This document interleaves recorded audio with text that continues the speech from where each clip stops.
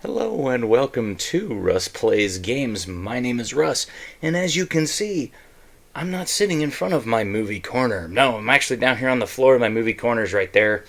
Basically what I'm doing today is I'm going to kind of go over, this is part 2 of my kind of Hero Quest extravaganza. I have as of filming this, I'm uploading the unboxing. I'm going to post it on Board Game Geek.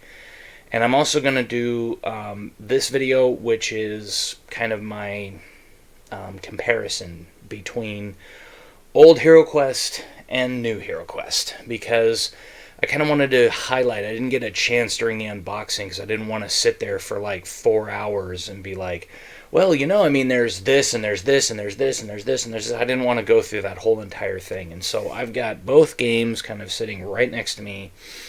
So I have on my right side, I have old Hero Quest. So as you can see, original box. And on my other side, I have new Hero Quest. And as you can see, like, one of the most obvious differences is the box art is a tiny bit different, because the actual Hero Quest box is actually squatter, and it's a little bit smaller this way. So like, you can see, here's old, there's new. So there is quite a bit of difference in box thickness and size of the cover art, which actually this one has a much grander scale to it when you think of just pure real estate. Also, the assembly instructions for all of your different, like, cardboard pieces and all of the different, like, chests and furniture and the gargoyle are on the inside of the box lid. And for this one, it's blank, because, as I mentioned in my unboxing, the furniture is solid plastic. So unlike the original, we'll get into that here in a minute, but unlike the original Hero Quest, which used like cardboard with a plastic top or something along those lines, or like it might have like I think the Tomb had a plastic, mostly plastic top, and then there was just a small piece of cardboard that went around the base, and then you would set it down. It's not that anymore. They've completely made them out of solid plastic, and I mean, they really made that thing out of solid plastic. It is phenomenal. The weight difference between the components of, new Hero Quest versus old Hero Quest. So let's get one of the main obvious differences right out of the gate here, okay?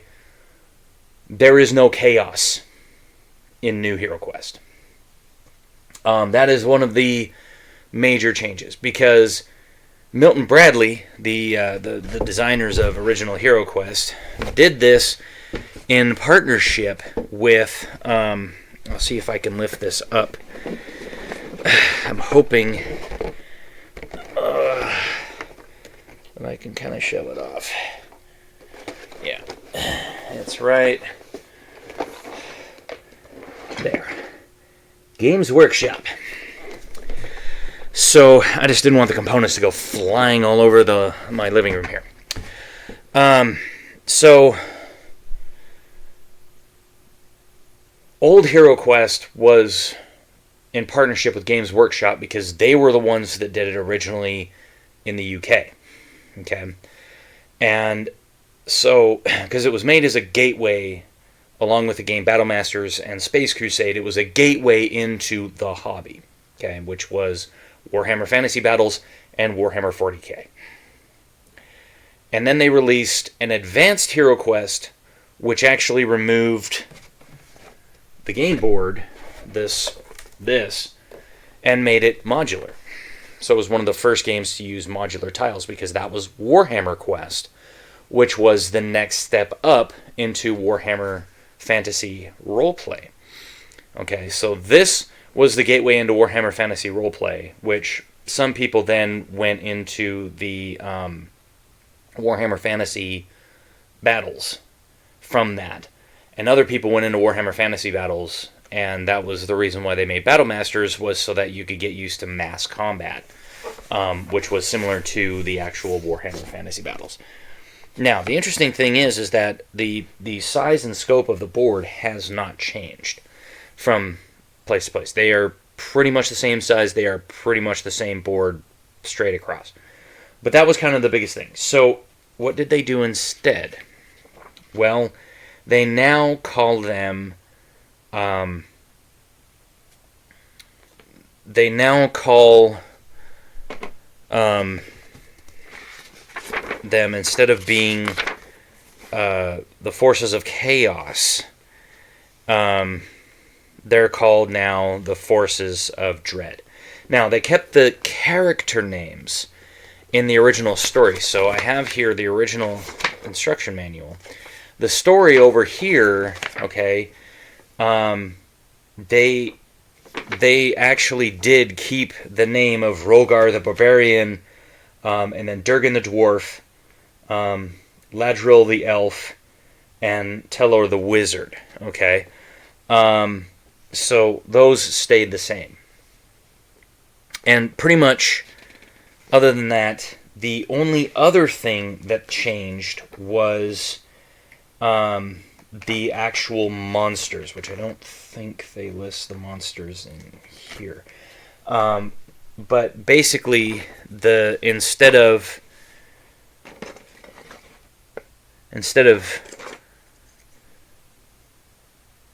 Femirs, which are little one-eyed orky things, okay, they have now what are known as abominations, which, let's see if I can...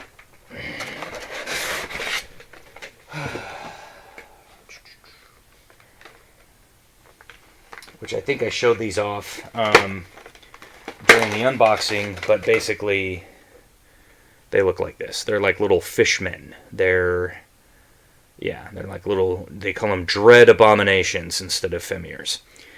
And of course, instead of the Chaos Knights, they have, which I didn't bring an example over, they're now the Dread Knights. And they actually have a shield this time, instead of just an axe, and then like they've got one hand and a fist out like this, and then they have an axe. There's those guys. Which, yeah, I believe I put those guys over on the other side. So, yeah, basically, I don't have the entire set right here, because I'll tell you this. I got into a game called Warlord, okay? It was a Reaper Miniatures out of Texas. They made this game back in, like, the early 2000s. It was called Reaper, Warlord, and it used a game system called Rage, R-A-G-E, the Reaper Adventure Game Engine. And basically what it was is each little figure has a certain number of damage tracks to it. And it was a small skirmish-based thing where you have troops led by either a warlord, the titular warlord, a captain, or a sergeant. And it was actually based on another game, and I didn't know about this, but back in the 80s when they first started, kind of in the 80s, early 90s when they started, they had released a game called Dark Heaven Apocalypse that was set in this world called Adon, or A-D-O-N, Adon. And that was actually where we get the miniatures line of Dark Heaven Legends, okay? And because it was basically like from that they had created like a whole bunch of miniatures, and because the game didn't sell well, they said, well, forget it. We're just going to throw everything out there, and and we're just going to release a whole bunch of miniatures. And then they decided that they wanted to get back into the miniatures scene, so they released 3 games. They have Cav, they have Warlord, and they have Chronoscope. And Chronoscope is sort of like Heroscape, the Milton-Bradly game that got co-opted by Wizards into Dungeons and Dragons Escape, meets kind of like the Warlord engine, basically. It's like small skirmish-based miniatures combat, but it's from all different time periods. So you have futuristic models mixing with models from, like, steampunk eras and fantasy eras and futuristic eras and all this kind of a mashup of things. And then they also, Reaper decided to go with Paizo Publishing, who does Pathfinder role-playing game, and they make a line of Pathfinder miniatures that you can actually buy, and they're very, very similar to their Bones line, which is their very, very inexpensive plastic miniatures that retail for about $3 a piece. So the reason why I bring this up is because I was making, I was kind of like bastardizing all my miniatures games to create some armies for Warlord, because I wanted to get some of my friends interested in it. And so I used some of the skeleton miniatures from HeroQuest, and I used the Chaos Knights and the Chaos Sorcerer, which are sitting right over there, which, if this one goes a little overlong, I'll probably go ahead and cut it, and then I'll come back and I'll go get those in between episodes, and then I'll put them in, and if I don't, then it's not a big deal. But I just kind of wanted to do that. I may end up doing it because I kind of want to highlight like some of the different versions of the different characters that they have and stuff like that. So when we get to that point, we'll get to that point. Biggest thing right now, though, is kind of... so basically, when HasLab sat down to redo HeroQuest for the new generation, because Hasbro is based here in the United States, they used the US version of the HeroQuest instruction manual and quest book. Okay? And the reason that they did that is because in other parts of the world, the evil sorcerer, the main bad guy, as seen right here, okay, is known as Morcar. But when they brought the game, when Milton-Bradly bought the rights to HeroQuest and decided to bring it over, they decided that Morcar was not scary enough for Western audiences. I mentioned this in my unboxing. I'm mentioning it here again. So they re-released. So when they did this, they changed the name of Morcar to Zargon, because they thought Zargon sounded more sinister. Zargon, versus Morcar.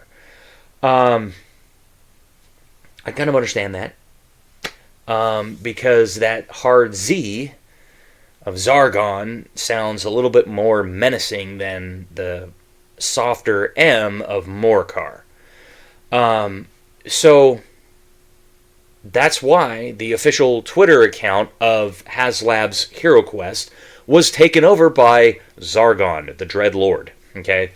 And he's actually featured very prominently on the actual HeroQuest new manual, because he was also featured on the original, so they both look very, very similar.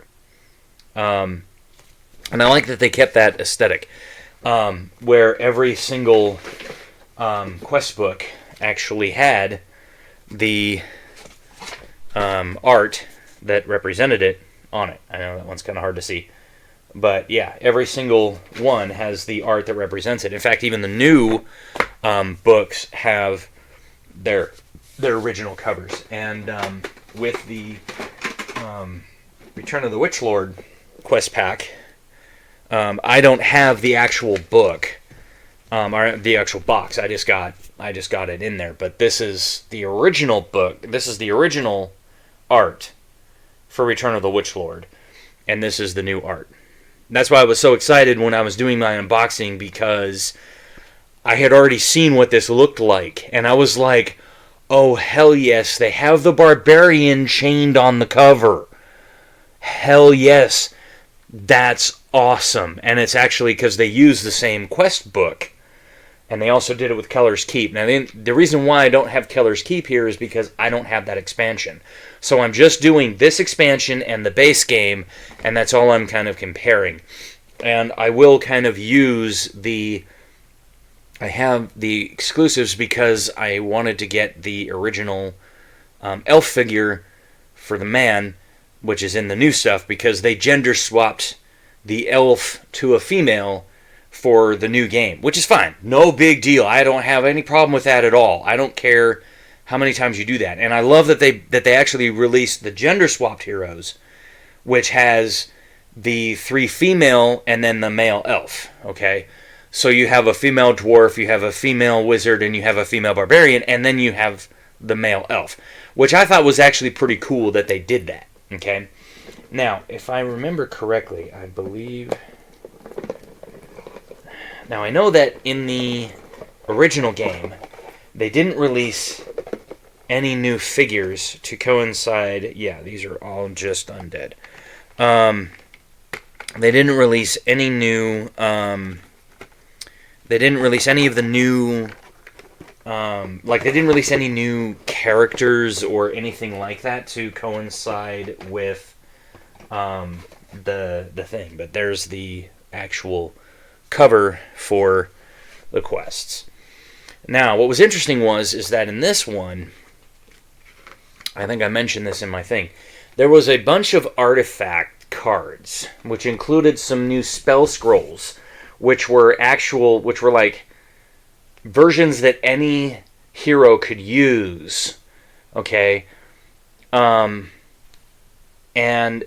then like a magical throwing dagger, rabbit boots, armband of healing, dust of disappearance, and the anti-poison quill, which were brand new artifact cards that you would actually you would remove the back of your cover here, and they had the artifact card back on them, and you would cut them out, and then you would add them to your artifact deck. Now, the interesting thing about the new Hero Quest is, not only do you get the cool message from Mentor, but it has a list of the cards, but in the actual game itself,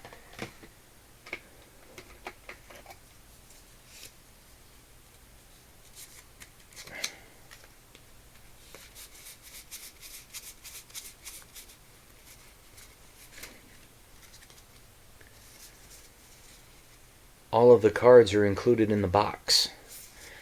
So instead of cutting costs by adding them in that way, they actually release them as, and this is the artifact card back now. And then it also released, they released a few new equipment cards that you can buy, like a potion of battle.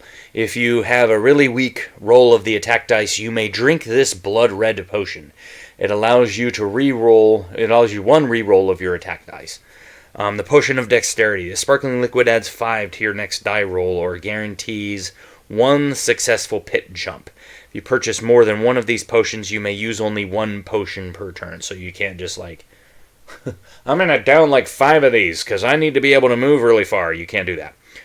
Potion of Restoration. Drink this brown frothy liquid to restore 1 lost body point, 1 lost mind point. It's refreshing after a tough battle. And these might be included in the new ones. I haven't actually looked at a lot of the Hero Quest stuff in a while, actually, because I haven't had occasion to actually play the game since I moved back from Port Townsend, Washington. I had actually played this game with a couple of friends, but then we started getting into Dragon Strike, which was TSR's answer to Hero Quest from TSR's side of things back in 1993, I think it was. And so they had that particular one, and then I ended up with... So I bought Dragon Strike, I bought Hero Quest, and like I said before, my version of Hero Quest came with the Return of the Witch Lord expansion already in it. So let me just see here. Those are all the spells. These are all the monsters. I don't think there was any. Maybe they're treasures. Potion of Healing, Heroic Brew. playing in the International Poker Tournament. Bam! Heroic brew, and I took home all the winnings. Because who was going to argue? Yeah, so basically, I don't think there was anything else. Yeah, so there wasn't any other cards that were in that particular one. So we'll go over some of the different things. But basically, on the ones that I don't have, so like, that is actually what the Chaos Warrior looks like. And I actually kind of painted them up to look like that. So, like I said, if I get to that point, I'll bring it in there, and I could have sworn that there was one for that, but nah, doesn't matter. I'm just thinking out loud. Don't mind me. Okay. So we kind of talked about the... oh, and one thing I do like about the new HasLab books, you can't really see it, but the binding is a string, and it makes for a much smoother opening than the staples did, because originally they just used a typical staple binder, okay? And it'll probably show up a little bit better on the actual Hero Quest book. You can kind of see the dark staples in there. But basically, they went and they did this sort of like a cloth. It's like a paper. It's like a string binding, and it's a much, much smoother, you know, like open and close, because it's more uniform across the top. And it was something that I didn't mention it in my unboxing. I probably should have, but that is one major change that they did, and that's across all the Quest books. Every single one of them has this, and it's really nice. I do like that. In fact, that's one of my favorite things about that. Now, let's talk about the Zargon screen. Okay, so this was actually the original screen, okay, that they used, and it had a little bit of a beveling to the edges there, so that when you set it up on the table, it would kind of lean back, and you hide your quest book behind it, so that people won't see. And then it's got a monster chart. It's got what you can do on your turns, so how the monsters move, how they act, and then it's got the hero's movements and actions, and then it has the combat summary, okay, which includes the different dice types and things like that, okay.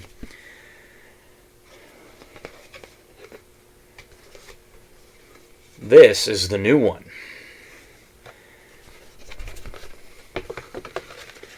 And my gosh, they're actually just about the same size. In fact, this one's the new one's just a teensy weensy bigger, just a bit bigger. Okay, not by much, only by like a couple of centimeters on each one. But the art is very much the same as this one, where it shows this one has the Chaos Warlock here, and over here it's the Dread Sorcerer. And the interesting thing is that the Dread Sorcerer in this one is using the purple, which is the same that he's using on... Oh no, he's using the yellow. Okay, so he's using the purple one on this one, but he's using the yellow spells, and he's actually got yellow burst in his hand right here. So that was kind of interesting.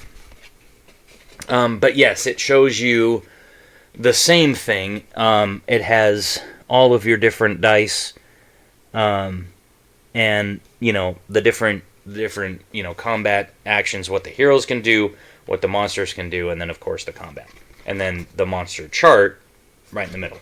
Okay. And then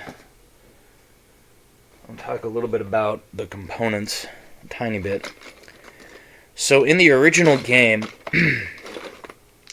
the dice are, mine, they're wooden. They're almost like they're very, very lightweight, die, okay? And they're very, very wooden compared to the new dice, which are, if I can pull this one out here. So like for instance, and they're also teensy weensy bit smaller. Not much, but it's noticeable. Also, the faces are much larger on these. They're plastic, but they're also embossed on the die. So they're actually like recessed in. So they're gonna be a lot. They're gonna be a lot heftier. These are very, very lightweight dice. I've never felt dice like these before ever. Because not even the ones in like say, like Sorry or Pop 'em Out of Trouble or anything like that felt like this. Mostly they felt like normal plastic dice. These have almost like a wooden feel to them, and it's almost like they're hollow inside. It's very, very strange. I've never felt anything like that. The actual dice, the movement dice for Hero Quest. Again, pull this guy out of there. Original Hero Quest have a golden sheen to them. Okay. And then the new ones. So as you can see, they're still a little bit. These also have like a very, very rounded edge to them. Whereas these are rounded, but they're more like what you would buy from, like you go down and you buy bicycle dice, at the store. You buy a pack of white, 6-sided dice. This is what you're going to get. This is pretty much every single mass-produced D6 out there. And these have a very beveled sides. So they're almost rounded. The faces are round, but each corner is very rounded too. So again, very different feeling dice in original Hero Quest than they are in the new Hero Quest. The new Hero Quest, they are very, very much that way. Now the tokens, I haven't pulled all of these tokens out yet, but this is the original staircase, and that's the new staircase. And if I put them over, you can see that the new staircase is quite a bit larger than the old one. And that's because I think the actual spaces on the board, on the new board, are a little bit bigger in terms of they're not quite 1 inch. So they're just a little bit over 1 inch, and they might even be just 1 inch. But basically, like, you can kind of see in terms of old board, old Hero Quest to new Hero Quest. They are quite a bit, there's quite a bit more to the new board than there is to the old board, because there's quite a bit more heft. So even though they did use the old board to kind of, put the new one, to get all the different colors for the new one and all the new stuff, that's it. And so you still get all of your different, secret doors and your single block that you use to show the boundaries of the dungeon. Here's your pits, here's your falling rock traps, this is your damage counters, and then I can't remember what this one was used for again, but a neat new thing is on these, let me grab, I don't think those were on the original one, no. So this was the original 2-square thing, so it went across where you had a double square, okay? You would put that across to denote the edge of the boundary, okay? But they have them here, and then on the back, there are these cool little arches. And then you also have, over here, this version, which I think was in, I want to say that was in the original. I think that might have been in the Return of the Witch Lord. That might have been that tile. So one of the things that I'm going to go over now for a little bit here is some of the basic components. One of the interesting things that I've remarked before was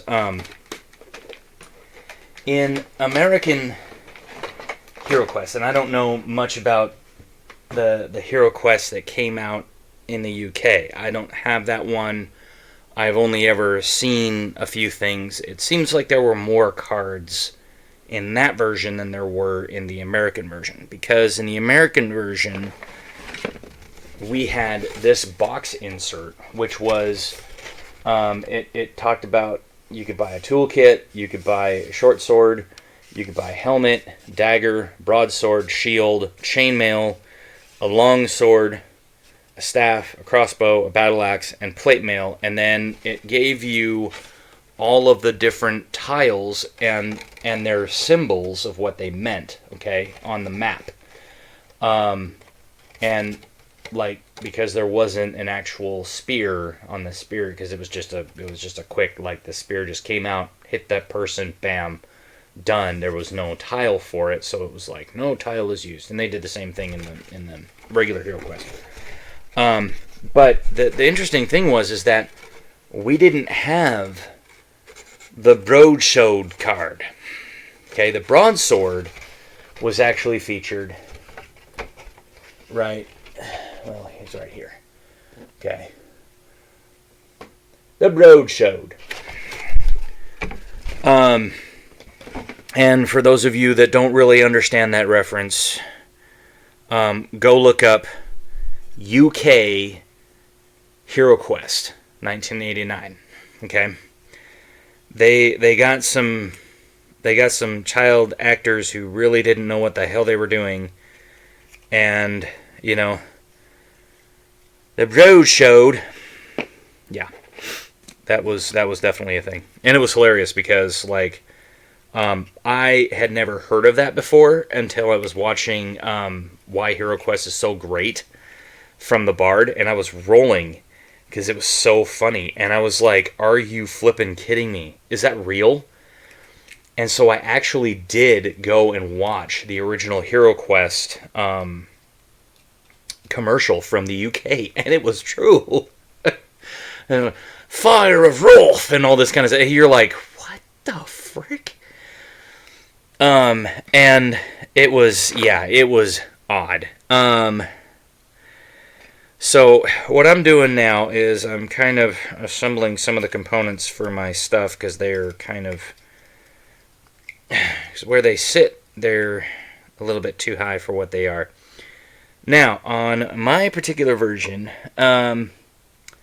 candles broke off of this one, but I went in and made some, I painted a lot of my components for HeroQuest, because I had seen where some of the people had gone ahead and, you know, painted them up on Board Game Geek and different places like that, and I was like, dang, I want to do that. So I started painting some of the components, and a lot of my friends were like, damn, son, that is awesome. So I will be doing that with some of my various components out of the new HeroQuest. Let's start with a very obvious one. That's the throne. Okay? And basically what it was 2 pieces of plastic with 2 plastic pins. And then there was a cardboard chair piece that you would you take apart, and then you'd stick it in one side, and then you'd pop it into place, and then you put in, and then it looks like a chair. Okay, it's got the padding there, and then on the bottom it says throne.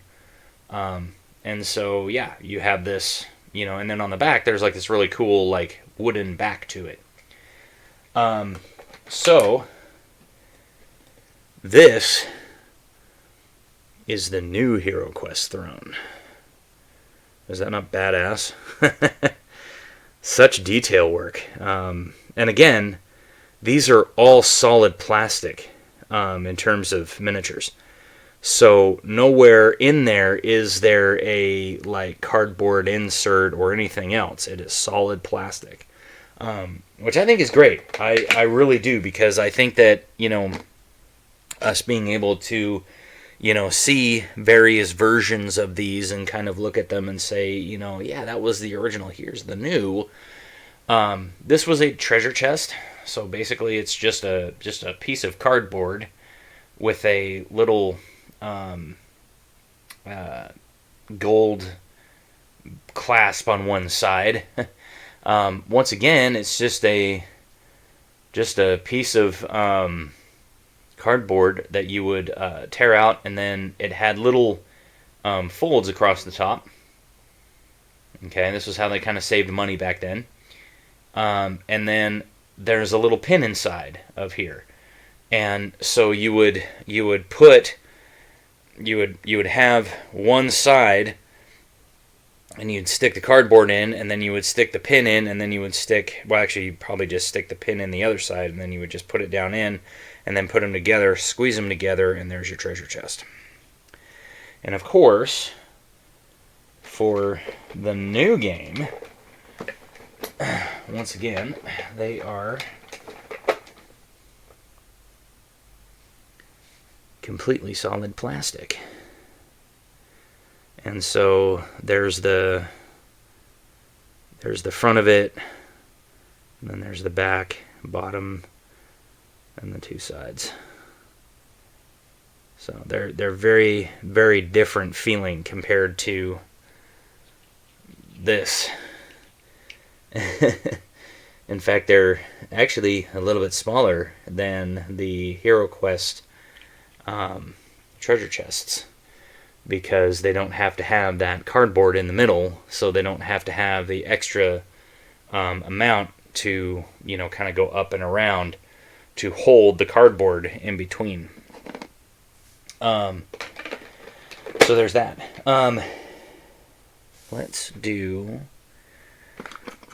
So I mentioned this in my first review, but basically this was a bookcase. Okay, it was basic cardboard. Okay, and you can kind of see that the cardboard isn't sticking in there very well.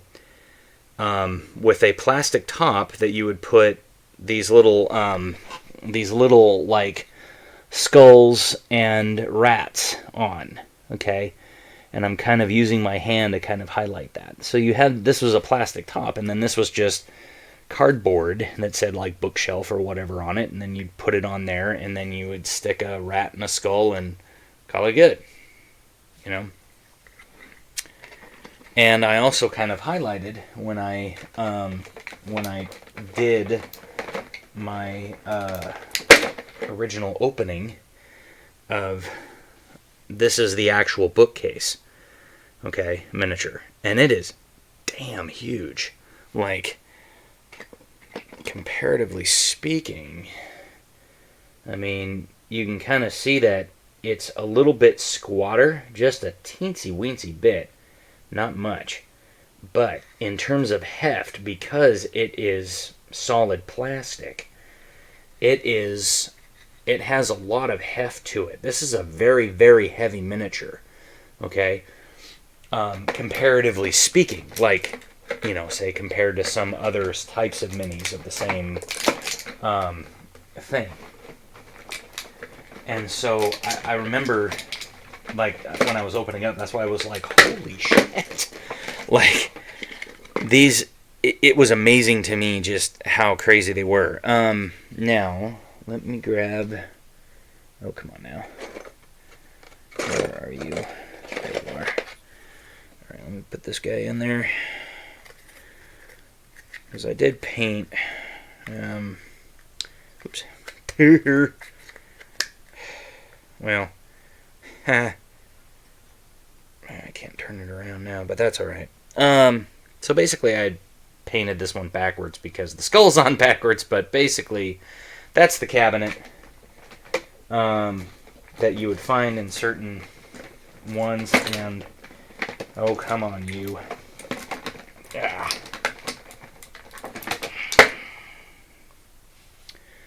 There's the new cabinet. So, old cabinet, new cabinet. And like I said, I painted up this one to make it look all nice and neat. And I haven't painted the other ones, but I just kind of wanted to highlight those. So, there's those. And then, now we'll get into the good stuff. The ones that everyone's been waiting for. So, I will start with the most... Now, the candles on mine broke off, okay? But this was the Sorcerer's Table, okay? And like I said, I painted it up, so it's supposed to be like chaos magic, like flowing from the book, and I actually painted the book, painted the bookmark, painted the different things. Actually, what I did was, for the page, is I just dry brushed it white. So that it gave it the illusion of the print on the one side of the page being, written text, and then I dry brushed the square red to give it a little bit of contrast, and then I painted the candelabras gold, and then there's just a little cardboard underpinning to it, because I think that was supposed to be... Was that the Sorcerer's Table? Yeah, it was. Okay. And so I'm just making sure that the cardboard on the bottom was the Sorcerer's Table. I'm pretty sure I saw that as I was talking there. But then, yeah, I colored the table gray, and then, like I said, I colored that, kind of a chaosy magic color. Okay. And here's the new Sorcerer's Table. Now, the interesting thing about the book is that it's completely smooth, which means I'm going to have to paint the whole thing kind of like a white or like a parchment, and then I'm going to have to, and it does have the cool little drawers in the bottom, and so I will have to kind of paint that up, and then I'll have to freehand drawing. It's not that hard to do, but you basically just take a small brush, and then you make it like there's little writing on it. You just kind of do little squiggly lines in black across the thing, but I'll get that painted up here one of these days. I have a backlog of painting. I have a pile of shame that I'm not proud of. Come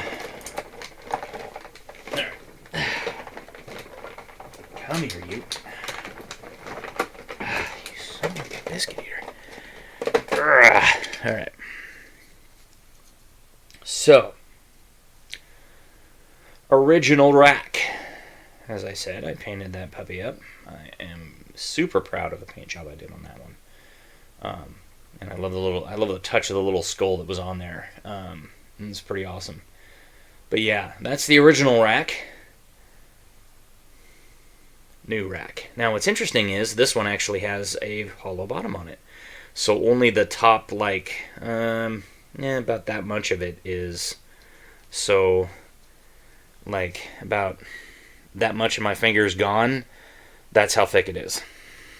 And then the rest of it's just a small little thing. But yeah, there's the rack, and it's got individual chains on each of the on each side, and it's got 4 instead of just the 2.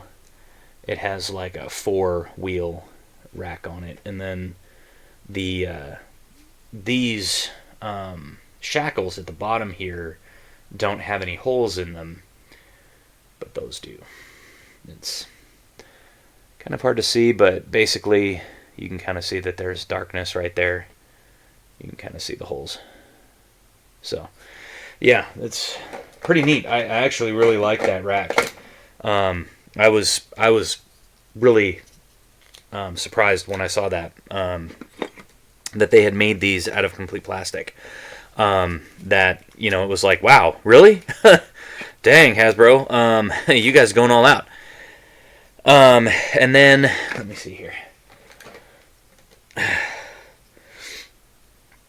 Similar to the throne and the chests are the tables. So the tables had just a little pinion on the bottom, and then just a piece of rectangular cardboard with a couple of cuts that you fold into a table shape, and then you put between these two pieces of plastic. And what's interesting is they kept the aesthetic of the table together. So they kept the wood planks in the middle that you get off of the cardboard. They kept the wood planks in the middle, and then on the bottom though there's no thing. So, and they kept the ends the same. So this is original HeroQuest. This is new HeroQuest. So they kept the ends the same, which I think was cool. And then the table is, just one solid piece, so that they don't have to have that little piece holding it together underneath. I mean, not that anybody really cared, because they really didn't look at it at the time, but, because honestly, when I was a kid, I didn't care. Like, I was just busy playing the game. Like, I was like, I don't care. It's whatever, I'll just keep playing. I don't have. Oh, I put the scales in there somewhere, and I don't want to dig through and find it right at the moment. But basically, I painted up the scales for the Alchemist table, and they go up here on the top. And then I actually colored like all of the little documents and everything on the table. And then here's the new version. And this is actually a solid part of the table. It was a separate part up here. Let me see if I can find that real quick. Let me see.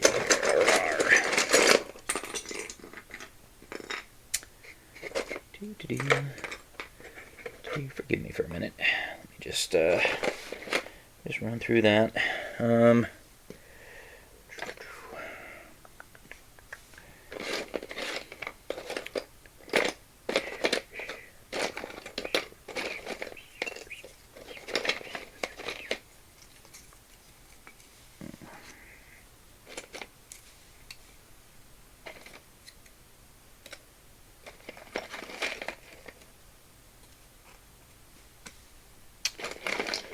Sorry about that. I'm just seeing if I could find them right off, but I can't. Son of a biscuit eater.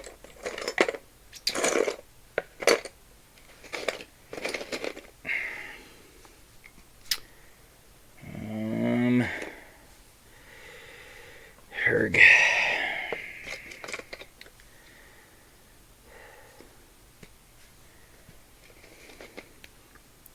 That would happen. What did I do with you, you piece of junk? Yeah, burn it. Now you are just making me angry. Well, I can't find it. Oh, here they are. So there's the Alchemist Bench with the scales on them. And as you can see, the scales they're just an extra piece that you would just throw on there. And I painted them up to look a little golden. And then the new version, which actually puts the bottles, instead of being down on the surface, they have like a couple of, they have like a little golden locket on this side. And then they have like a little inkwell on this side, which, to be fair, they do have on that. But the bottles were put into a little post right here on this side. So right here, and so you would just affix them on there, and then you just stuck this on top. And so what they did is that to kind of free up the table itself, and then there's also not anything in the drawer, but to kind of free up the table itself, they move the bottles up here, and then they put the scales over on that side. So I thought that was pretty cool. When I was doing the unboxing, I was like, wow, like they actually kind of changed around a little bit of the stuff there, and that was pretty interesting. A couple more of these, and then I'll probably end up calling it an episode of sorts. So this was the tomb originally. So it was just a piece of stone-colored cardboard, okay, with a guy, on the top, and I actually painted it up as if it were an actual person. I kind of got the idea from Return of the King when Aragorn was dead, and then they had him kind of laying on the plinth. It's sort of like there's a man laying on the plinth. And so I kind of did that. He doesn't have a lot of shading, and because I didn't have a lot of stuff at that time, so I probably could have, done that a little bit better, but I don't know. I think it looks pretty cool. And so there's that version, and then here's the new Heroscape version.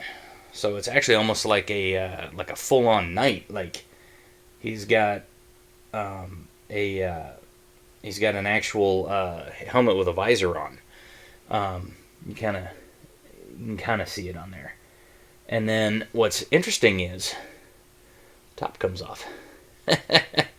So I'm guessing that if you have something where the top is supposed to come off, you can actually remove the top of it for that adventure. And so yeah, there's that one. And then last, but certainly not least, and this is one of my favorite versions of it. Well, actually, there's a couple more, but the Fireplace. And it's kind of hard to see, but I actually colored the fire in there, so it actually melds up into the fire. And the Fireplace in the new version. And so you can kind of see that they're very, very similar, but again, one solid piece of plastic, and on the back, instead of it just being a stone, it's an actual, like a brickwork. So it'll be fun to paint that guy up. The only thing that I didn't understand was, like, they didn't have a like there's a picture here because it's cardboard, but they didn't give you like any kind of a decal to put a picture in here, and I'm sure they did that because they knew that people were going to want to either A, print off a picture and put it in there, or B, want to be able to freehand a picture, which I'm not that good. But the flame is also like 100% plastic, and then it has the guy from the tomb is right next to it right here, so on either side of that. So that's pretty cool. But yeah, absolutely one of my favorite versions. If you can kind of see, it's hard to see the tones in this light, but I actually colored the wood almost as if it was like glowing embers, like they're kind of spilling out of the fireplace, so that the cardboard fire in the back is inside the three-dimensional space, and then some of the wood, when the fire kind of collapses, like has kind of fallen forward onto the hearth. That's kind of how I tried to do that. So I don't know if it came across right or not, but we'll figure it out. All right, I'm going to do this, and then this is going to be just about an hour. So I will go and get the other one. Oh, I should mention that that they do have the rats and stuff in these, but they're just plastic, and they don't have any post or anything. So they're just going to sit on top of like a cabinet or the desk or whatever. And then the skulls are the same way. They come on sprues, and I haven't done anything with them yet. Oh, come on now. Get in there, you little punk. There we go. Come on. So, because I was thinking about playing Warhammer Fantasy Battles, and also because of Warlord, I wanted to have the weapon rack, and I wanted to be able to kind of throw it up there. So I actually colored up the weapon rack, front and back. So that was pretty fun to paint, because it was painting all of the individual ones. But this is the new one, and what they've done is they've kept the same shield on this side, same side, that has the on this side, with the lion's crest. They kept that one on there, but then they changed this one to like a symbol of dread. Okay. And then, like, the individual weapons are all the same. So you have this curved sword, you have the axe, you have the polearm, you have the mace, you have the sword, and you have the flail. Okay? So, I mean, in terms of, like, taking an established piece and basically not changing a damn thing, they did awesome.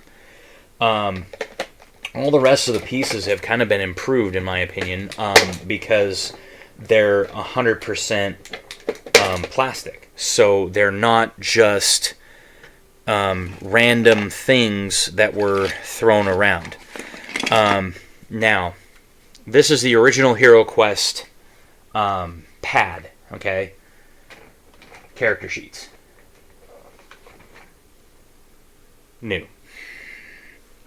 So as you can see, the new ones are a little bit bigger than the old ones. Not by much, but, you know, but they have the same exact thing with them. So any weapons you're carrying, so it has a place for, you know, your name at the top, and then your character's name, and then you have all of your different, you know, like attack, defense, body, mind, your weapons, your armor, your number of body points that you have, the number of quests that you've completed, and then your gold coins, potions, and other items that you get.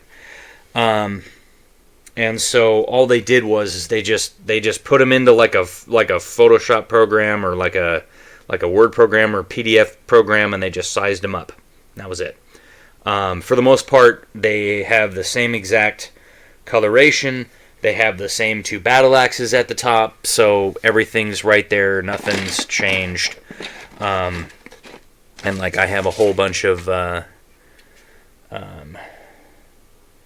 like this was a buddy of mine. This was his, and you can see that we completed 4 quests. He had 342 gold coins. He had healing potion times 2. He was playing the barbarian. He had the battle axe and the helmet, and he had 7 body points at the time that we stopped. So, you know, there's that. So what I'm going to do is I'm going to go ahead and call this an episode. When I come back, I'm going to be comparing the old figures to the new figures. And then I'm also going to do the cards. And then I'm going to kind of talk about some more of the components, because I kind of wanted to talk about the actual doors and how they look compared to the original Hero Quest doors, and sort of like how that all shapes out. So, smash that like button, hit subscribe, drop a comment below. Did you play original Hero Quest? Did you back HasLab? What tier did you back? I backed the Mythic tier, so I got both expansions because, honestly, because I got original Hero Quest and it had that Return of the Witchlord, I kind of wanted to have Return of the Witchlord so that I could compare the two. And honestly, there really isn't much difference between the two, because they literally just kind of copied the quest book, and wherever it said, you know, Chaos, they changed it to Dread. And that's it.